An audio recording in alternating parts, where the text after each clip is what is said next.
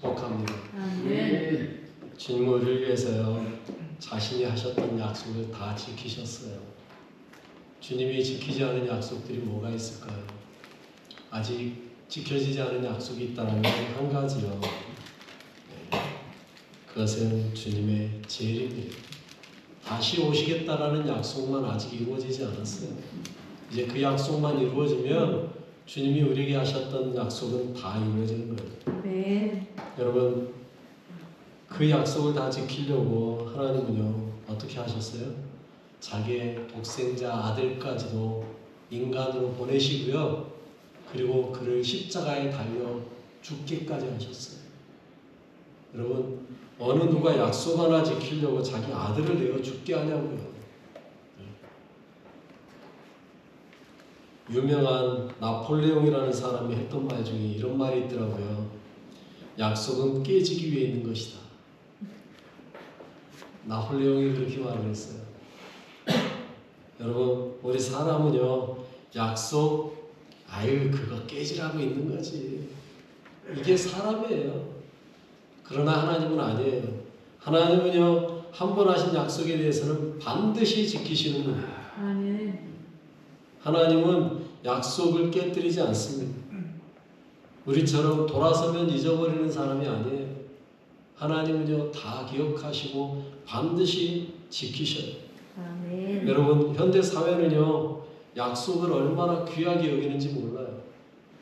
그걸 일컬어 신용이라고 말하죠. 신용.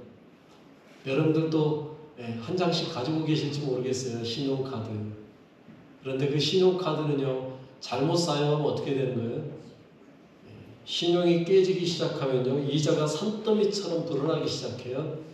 그리고 그것도 안 되면 나중에 뭐가 붙어요? 신용불량자라는 빨간 딱지가 딱 붙어요. 그 순간 우리는요 이 세상에서 살기가 엄청 어려워져요. 왜요? 이 세상은요 돈이 지배하다시피 하는 그런 세상이니까요.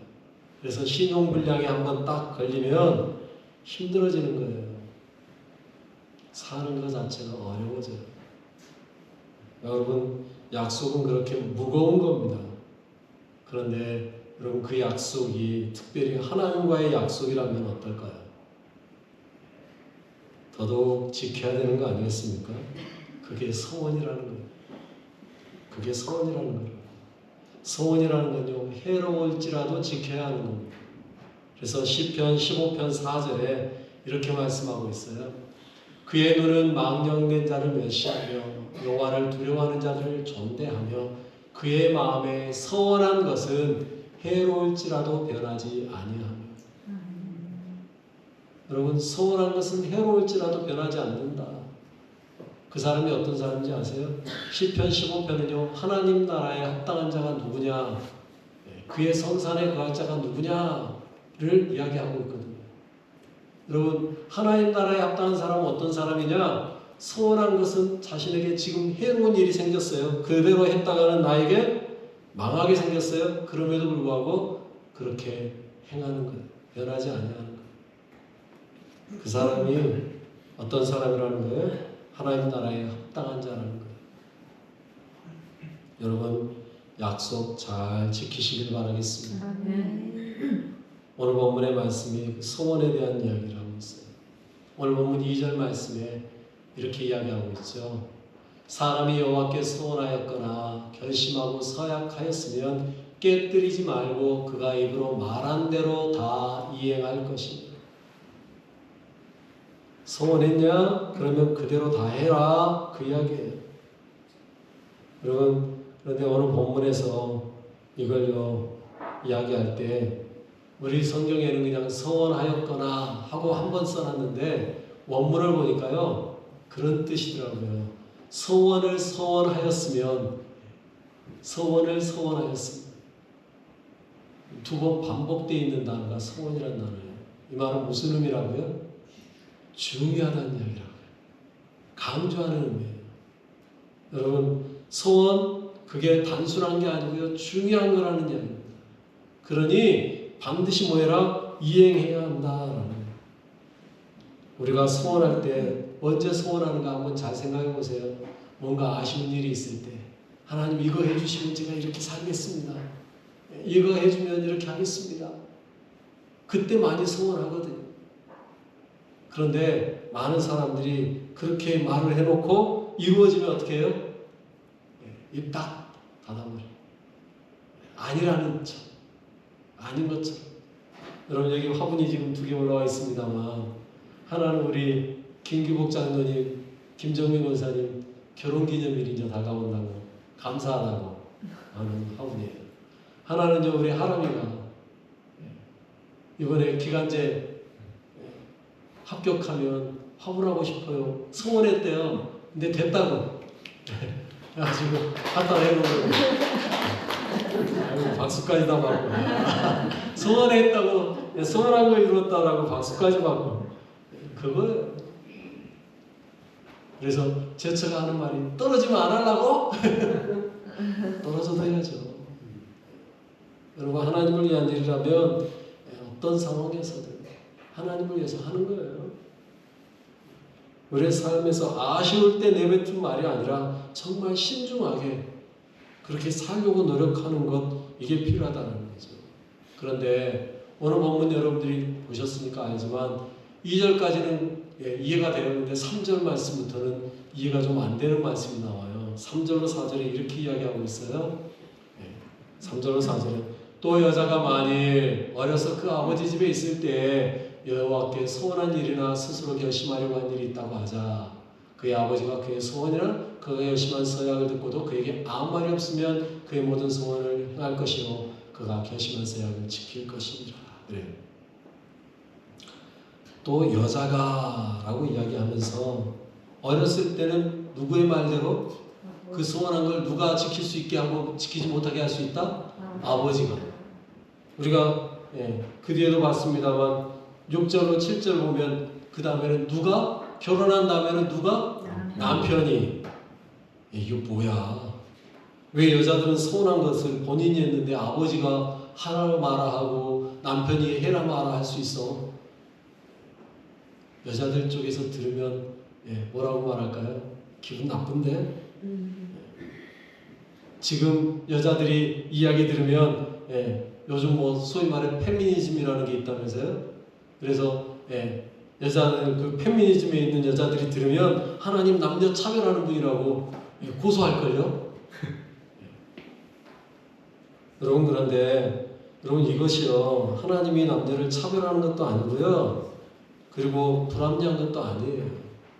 지금 시대에 지금 우리의 관점으로 보면 이건 문제가 있는 말씀이죠. 지금 같으면 하나님 왜 이리 차별하세요? 할 수 있어요. 그런데 여러분 내가 늘 말씀드리는 이야기 있잖아요. 성경 말씀을 볼 때에는 그 시대, 그 문화 그리고 그때 당시에 어떤 상황이었는지를 봐야 된다는 거예요. 그 시대와 문화를 무시하고 성경을 우리 시대의 것으로 해석하면 문제되는 성경 본문이 한두 개가 아니에요. 성경은 반드시 그 시대와 문화와 역사 이거를 무시하면 안 되거든요. 그걸 가지고 보고 해석해야 돼요. 성경이 그 시대에요. 특별히 이 민수기를 기록할 때에는요. 다시 말씀드릴게요. 여자들은 사람으로 인정받았다 못 받았다? 죄송하지만 못 받았다.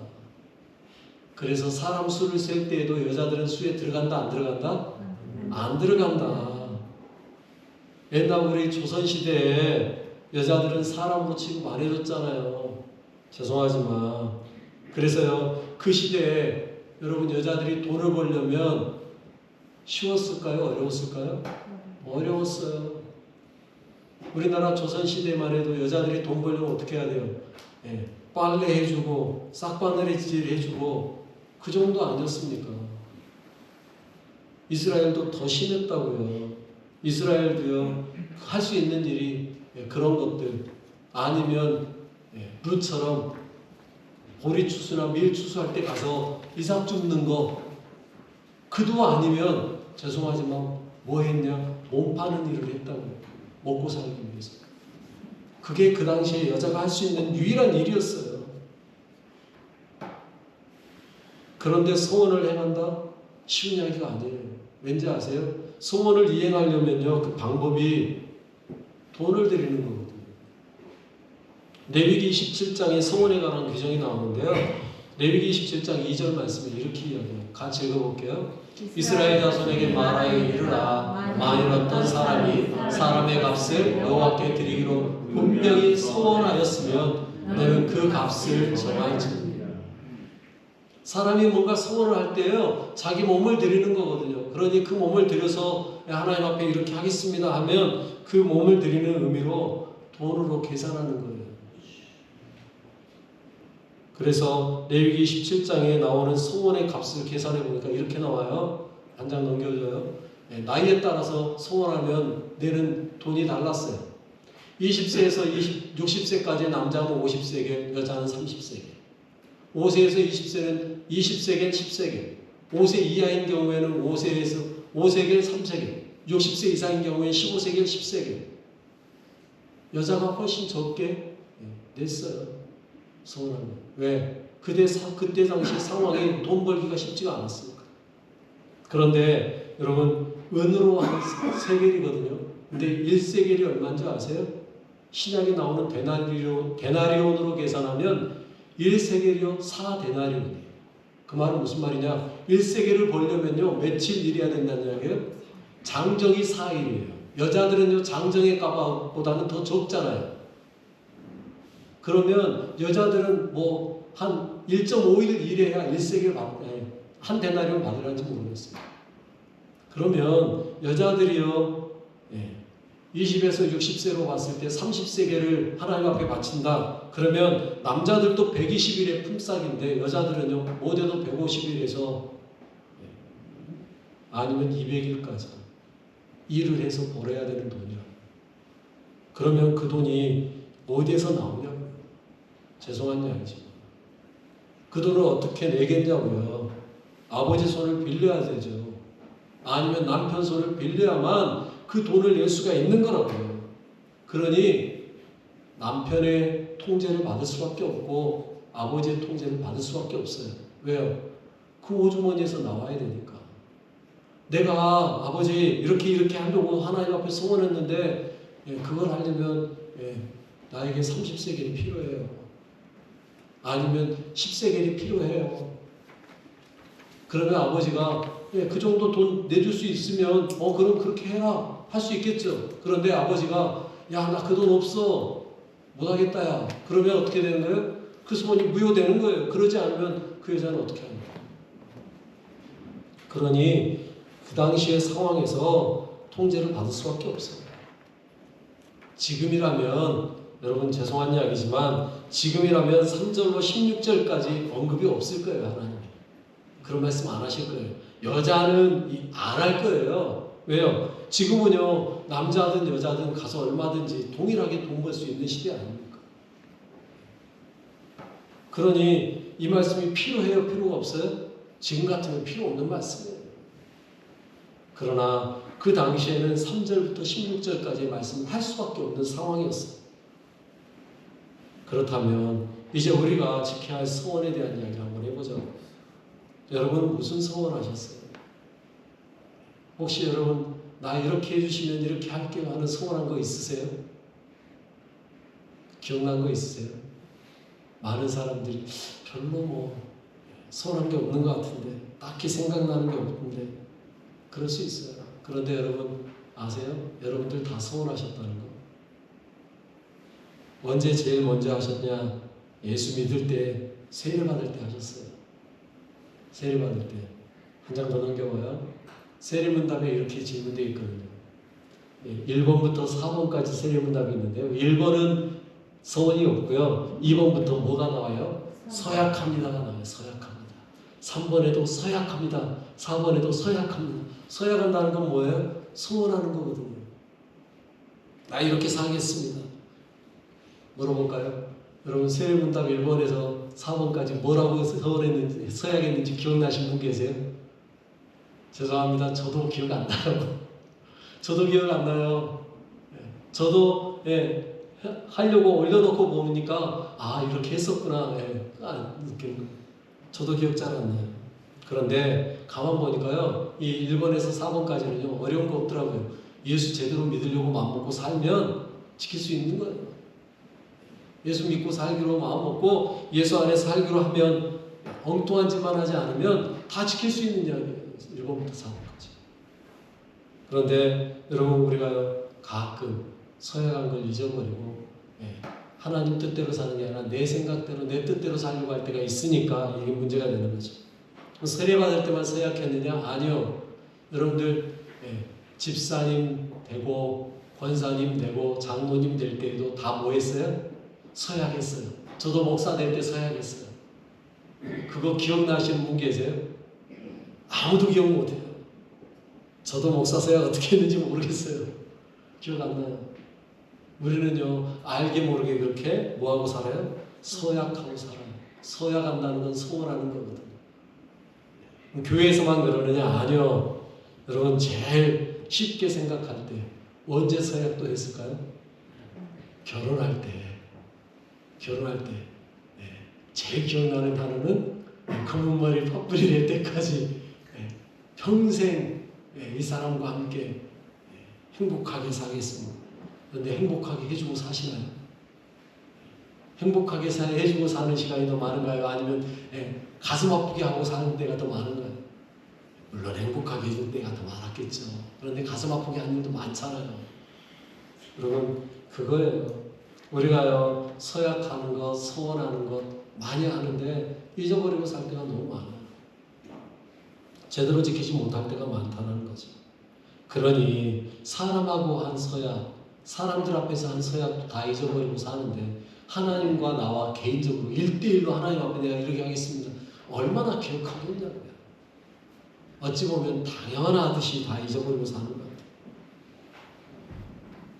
여러분 하나님 앞에 내가 뭐라고 선언했든지 뭐라고 약속했든지 어떻게 소원했든지 그걸 기억하는 것도 중요하겠지만 그보다 더 중요한 건 뭐예요? 살려고 최선을 다하는 모습이에요. 하나님 앞에 소원한 것 우리 사람은요 100% 지킨다는 건 어렵습니다. 그러나 최소한 뭐는 할 수 있어요? 최선을 다하는 모습은 가질 수 있잖아요.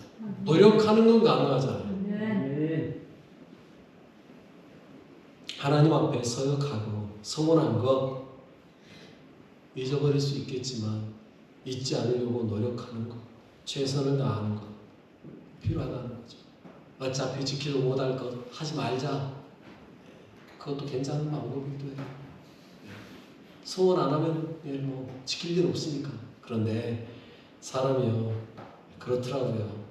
소원하지 못하는 것, 어차피 못 지킬 것 그게 아니라 지키려고 노력해 보는 것 그게 필요하다는 거죠. 그래서 전에 제가 한번 언급했었는데요. 저희 집에서는 결단서라는 걸 쓰고 있어요. 그래서 결단서를 한번 쓰고 한 2달 정도 그렇게 살아보려고 하는 거거든요. 그 결단서 이제 썼던 거 한번 올려볼게요. 넘겨줘 보실래요?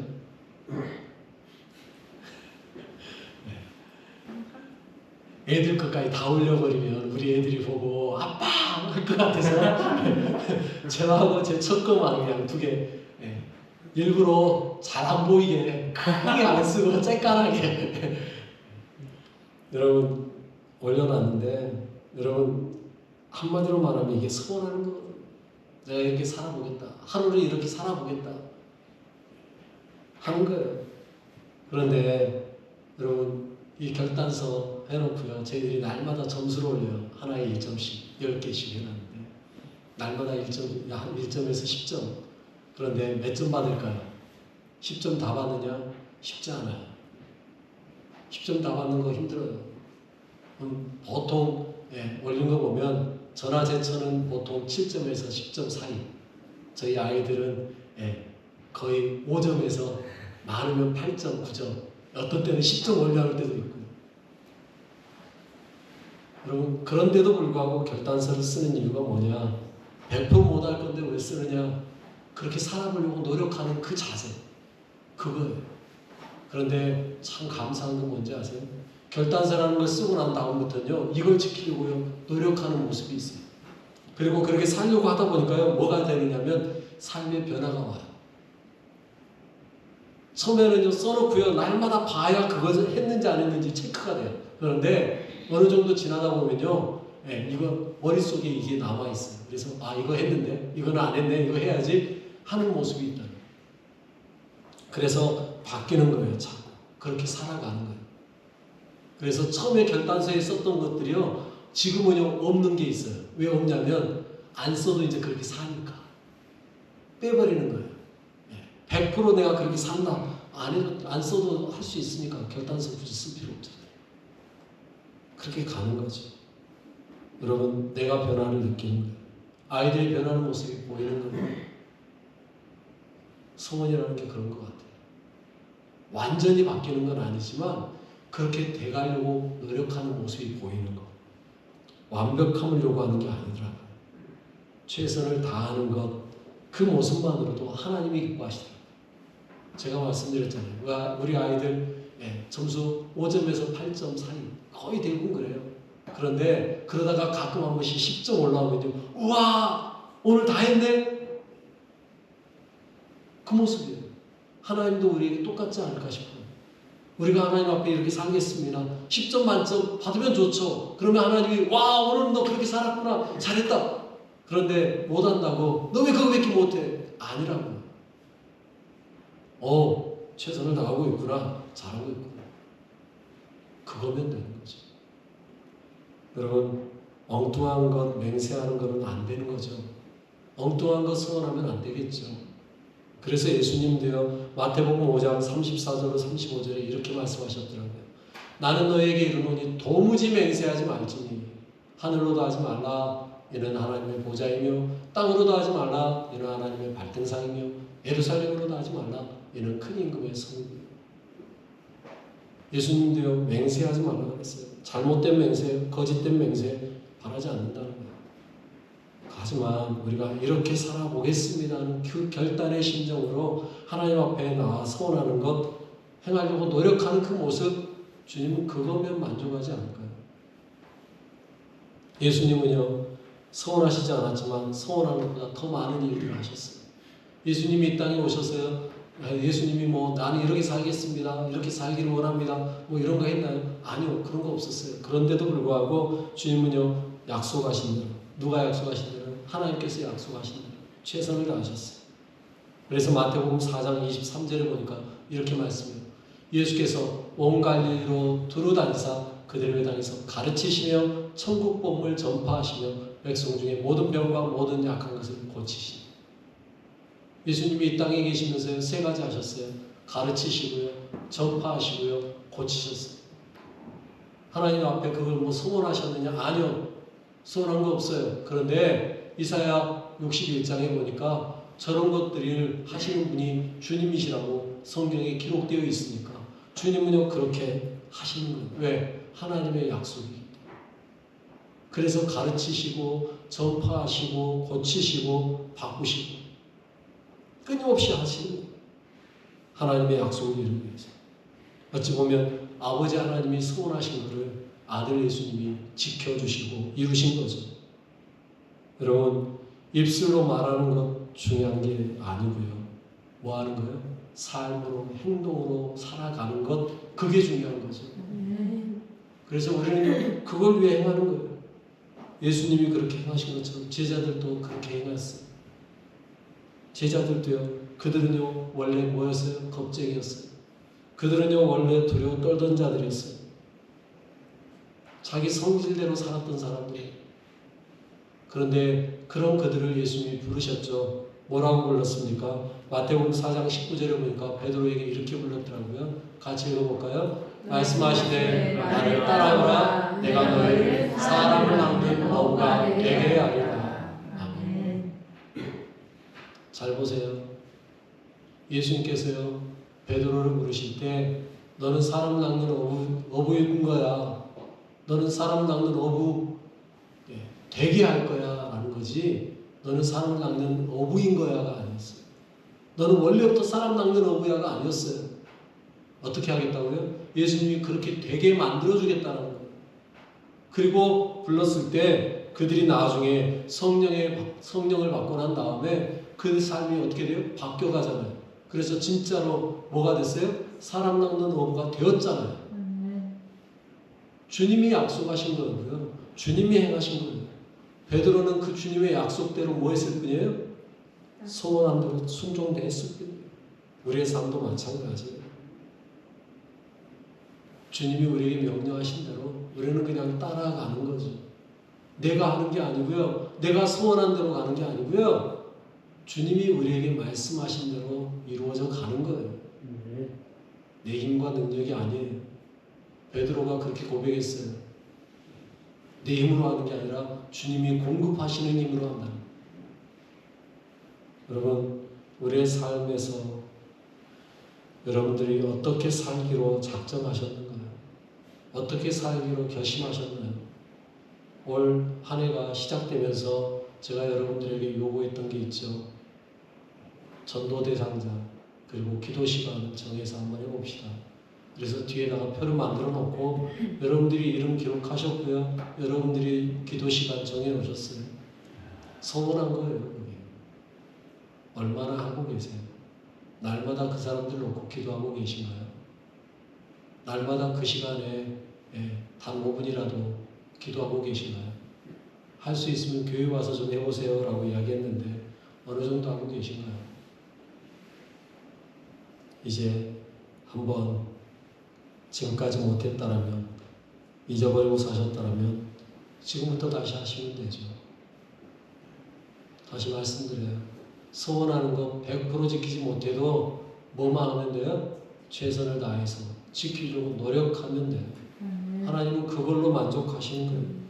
소원하는 입술의 말보다 삶에서 그렇게 살기 위해 노력하는 그 자체, 그걸로 하나님은 기뻐하시거든요.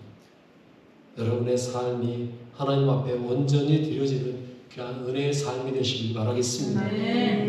하나님의 택하신 거룩한 자녀 되신 여러분을 저도 진심으로 사랑하고 축복합니다. 우리 이 시간 같이 기도할 텐데요. 이렇게 기도하게요. 하나님, 우리를 사랑하셔서 우리의 모든 약속을 이행하신 하나님께 감사하십시오. 하나님, 우리에게 우리에게 하신 약속 다 지키셨어요. 우리도 하나님처럼 하나님 앞에 알게 모르게 소원한 것들 있다라면 생각나게 하시고 행할 수 있게 없어서 기도하십시오. 특별히 오늘 이 시간에는요, 여러분들이 전도하겠다고 했지만 전도 대상자 이름 불러가면서 하나님 그 영혼 구원하여 주십시오. 기도하시기 바랍니다. 우리 같이 기도하겠습니다. 하나님 아버지 감사합니다. 저희들을 사랑하시고 저희와 함께 하시고 인도하시며 감사합니다. 주님, 내 힘과 능력으로 할 수 있는 것이 아무것도 없음을 잘 알기에 주님을 의지합니다. 주님을 붙잡습니다. 주님만을 높여드리기 원합니다. 주여, 저에게 역사하시고 주님 저에게 힘주시고 주님 저에게 능력 주셔서 주님 행할 수 있는 힘과 능력을 허락하여 주시옵소서. 아버지, 내가 주님 앞에 했던 소원들 또는 아버지 앞에 했던 서약들 아버지 기억나게 하시고 행하게 하시며 주님의 뜻대로 살아가는 인생 되도록 역사하여 주옵소서. 주님, 우리 사람에게 완벽함을 요구하시지 않습니다. 우리가 최선을 다해 달려가는 모습, 우리가 주님을 향하여 나아가는 그 모습 주님은 금이 보실 줄 믿습니다. 주님 인도하옵소서. 특별히 주님, 우리가 전도하기 위해서 아버지 정한 일이 있습니다. 아버지, 그들이 누구이든 아버지 우리가 정하였고 아버지 결심하여 싸우니 아버지 그를 위해 기도할 때 주님 들어주옵소서. 주님, 그에게 우리가 예수의 이름을 말할 때 주여 그의 기분이 열리게 하시고 마음을 열리게 하시고 주님 앞에 나올 수 있는 아버지 뜨거운 심령을 부어 주옵소서. 내 힘과 능력이 아니라 주님의 일하심을 경험하게 하여 주옵소서. 주여 보여 주시옵소서. 감사합니다. 주님을 찬양합니다. 홀로 영광 받아 주옵소서. 하나님 아버지 감사합니다. 우리의 삶의 주인 되신 주님을 찬양합니다. 우리가 소원한 것은 괴로울지라도 행하며 살 수 있도록 인도하여 주옵소서. 비록 쉽지 않은 일이지만 최선을 다하게 하시고 매일 주님 앞에 약속을 행하는 자들 되게 하옵소서. 나를 통해 일하시는 주님을 찬양합니다. 내 삶의 주인 되어주신 우리 주 예수의 이름으로 기도드립니다. 아멘. 찬송가 312장